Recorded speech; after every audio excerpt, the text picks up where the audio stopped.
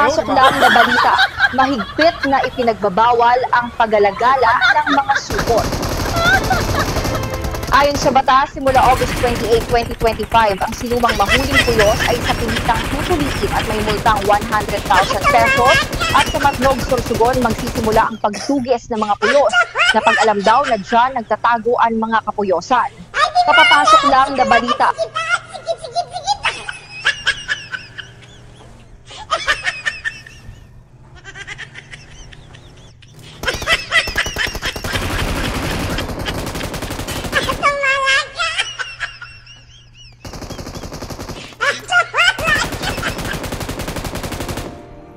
This